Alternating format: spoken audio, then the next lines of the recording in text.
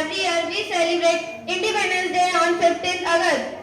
Many freedom fighters sacrificed their lives for independence. Subhash Chandra Bose, Mahatma Gandhi, Bhagat Singh, Ashfaqullah Khan, Abdul Hamid and many others fought to make India free from British rule.